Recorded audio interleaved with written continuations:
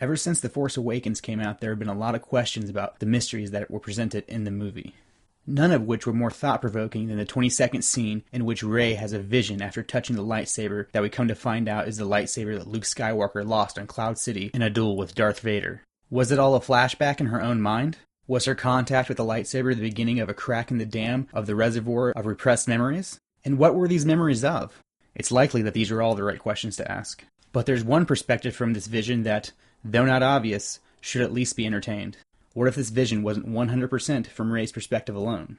What if Rey's perspective was just one side of the story being told, in part, from the perspective of the lightsaber itself?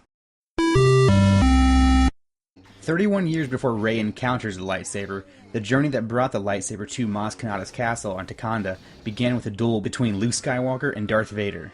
This duel doesn't end so well for Luke. But we have no idea what happened from there to explain how it ended up into possession of Maz Kanata. That story has never been told because there hasn't been anyone to tell it. But is there now, and we just weren't paying close enough attention? Was Rey's vision an attempt of the lightsaber to tell us its story and help her remember her past through the Force? Are the stories of Rey and the lightsaber intertwined in a way that telling one story tells the other? Let's examine the vision and see if we can piece some things together.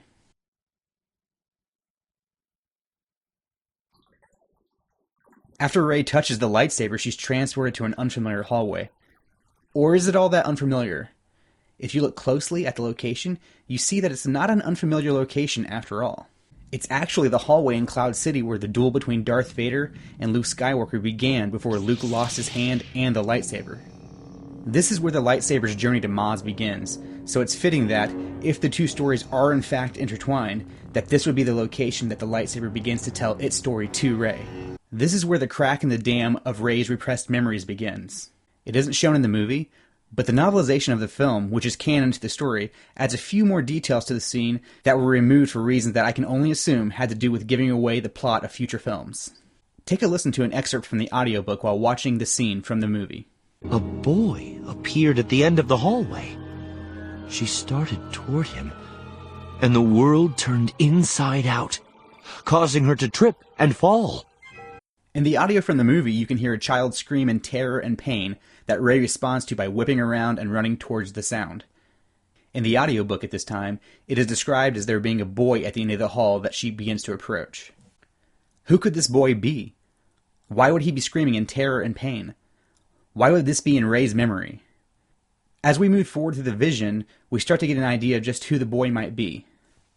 We see Rey looking onto a cloaked figure kneeling in front of a large fire and placing their robotic hand onto R2-D2. That cloaked figure is confirmed later in the movie to be none other than Luke Skywalker. So we can assume that what is happening here is the aftermath of what Han Solo had described to Rey and Finn aboard the Millennium Falcon earlier in the film.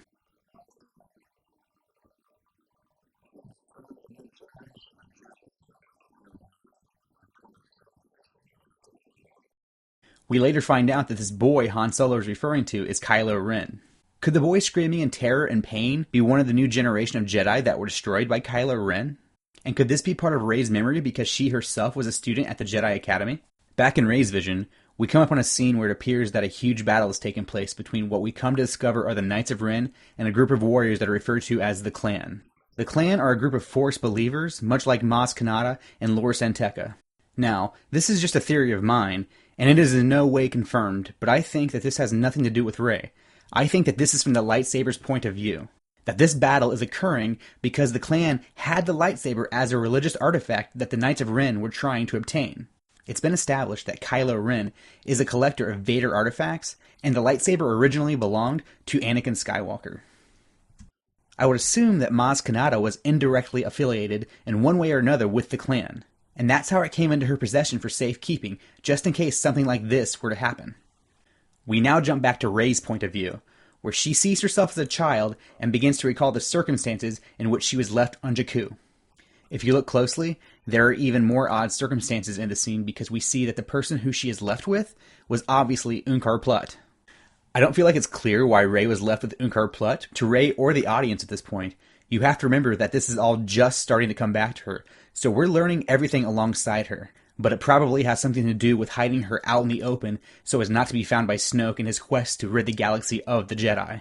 This is where everything comes together and the two points of view become one with a forced premonition of the final battle between Kylo Ren and Rey, where she uses the lightsaber as her own and regains her Force abilities. In reality, this scene is far too ambiguous to say for certain if any of what I'm proposing is true. We won't really know the answers to any of this until December 15th, 2017 at the soonest. But by going through the film and piecing things together, we can start to put together the puzzle with the little pieces that have been given to us here and there. We just have to keep our eyes open for them. If you enjoyed this video, please be sure to give it a like, and subscribe to my channel for more content like it. Also, leave a comment below to let me know what you think of this theory. I also have a podcast called Mainstream Geek that can be found on iTunes, Stitcher, and SoundCloud, where I discuss Star Wars and other geek pop culture news 3 times a week. You can find me on Twitter at Mainstream Geek, Facebook at Mainstream Geek, and visit me at mainstreamgeek.com. Until the next video, keep it geeky.